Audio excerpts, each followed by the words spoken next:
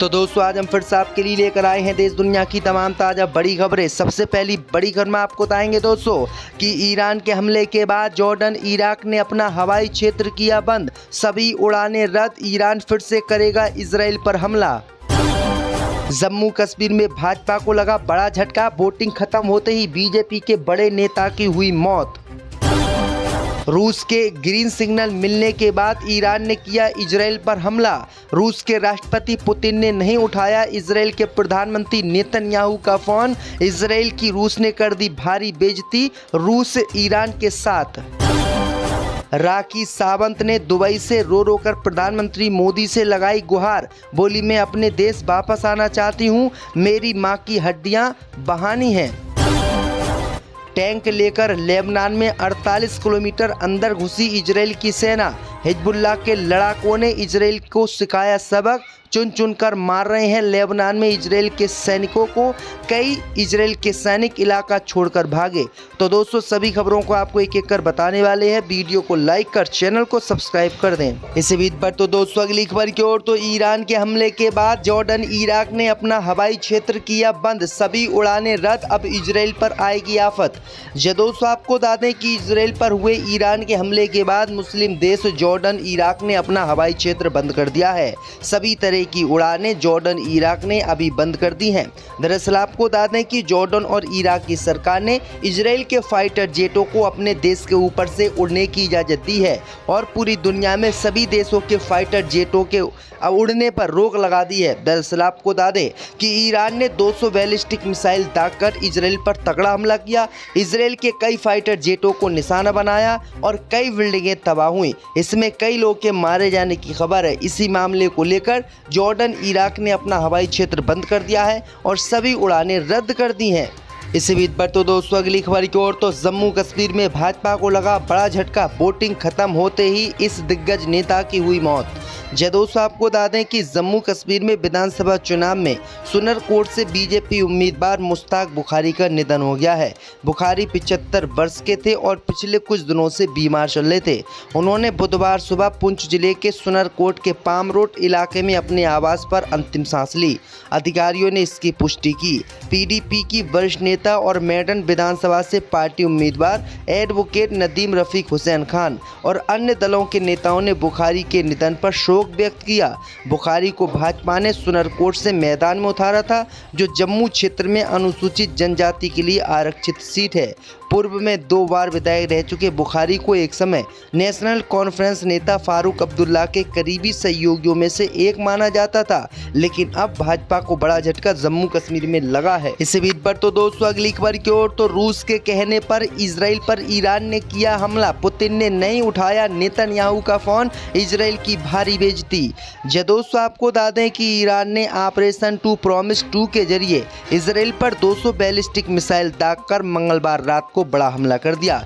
इस हमले को रोकने में इजराइल की सरकार नाकाम रही और इजराइल में भारी तबाही हुई। अब खबर सामने निकल कर आई दोस्तों कि रूस के कहने पर ईरान ने इजराइल पर यह हमला किया है। दरअसल आपको बता दें कि हमले के तुरंत बाद इजराइल के राष्ट्रपति नेतन्याहू ने पुतिन को फ़ोन लगाया था, लेकिन पुतिन ने इजराइल के राष्ट्रपति नेतन्याहू का फ़ोन तक नहीं उठाया और उनसे बात तक नहीं की, जिसके बाद अमेरिका ने आशंका जताई है कि रूस ने इजराइल पर ईरान से हमला करवाया है। रूस के कहने पर ही ईरान ने इजराइल पर हमला किया है, क्योंकि उसके यहाँ पर नेता तो पहले मारे गए थे, लेकिन अभी तक उसने कोई इजराइल पर पलटवार नहीं किया, लेकिन रूस के कहने पर यह हमला ईरान ने किया है। ये बड़ी अपडेट आ रही दोस्तों कि रूस के राष्ट्रपति पुतिन ने इजराइल के राष्ट्रपति नेतन्याहू का फ़ोन तक नहीं उठाया और बात तक नहीं की हमले के बाद, जिसके बाद अमेरिका ने आरोप लगाया है कि रूस ने ही ये हमला इजराइल पर करवाया है। इसी बीच पर तो दोस्तों अगली खबर की ओर, तो राखी सावंत ने दुबई से रो रो कर प्रधानमंत्री मोदी से लगाई गुहार, बोली मैं अपने देश वापस आना चाहती हूँ। दोस्तों आपको बता दें कि राखी सावंत काफ़ी वक्त से भारत से बाहर है। रेसिडेंटली फराह खान के ब्लॉग में उन्होंने बताया था कि दुबई में उन्होंने प्रॉपर्टी ले ली है और वहीं पर वो रहने लगी हैं। अब उनका एक वीडियो सामने आया है जिसमें वह प्रधानमंत्री मोदी से एक गुहार लगाती दिख रही हैं। राखी सावंत बोल रही हैं कि वह चाहती हैं कि उन्हें बेल हो जाए, वह बेकसूर हैं। और अपने देश वापस आना चाहती है। राखी ने ये भी कहा है कि शमशान घाट वालों से मां की हड्डियां लेने जाना है। दरअसल आपको बता दें कि राखी सावंत के खिलाफ एक मामला दर्ज है और वो जेल जाने से बचने के लिए इंडिया से बाहर चली गई, यानी वो दुबई में रह रही थी। लेकिन आदिल खान जो उनके पूर्व पति हैं, उन्होंने राखी सावंत पर केस दर्ज कर रखा है, जिसके कारण वो भारत नहीं आ रही हैं और अब उन्होंने प्रधानमंत्री मोदी से कहा है कि उन्हें जेल न जाना पड़े, वो भारत आने के लिए तैयार हैं। इसी बीच बढ़ तो दोस्तों अगली खबर की ओर, तो टैंक लेकर लेबनान में 48 किलोमीटर अंदर घुसी इजराइल की सेना, हिजबुल्लाह लड़ने के लिए तैयार। दोस्तों आपको बता दें कि इजराइल की सेना लेबनान के अंदर 48 किलोमीटर तक घुस चुकी है। वहीं आपको बता दें कि इजराइल की सेना से लड़ने के लिए हिजबुल्लाह के लड़ाके तैयार हैं और हिजबुल्लाह के लड़ाके लगातार इजराइल के टैंकों पर हमला कर रहे हैं।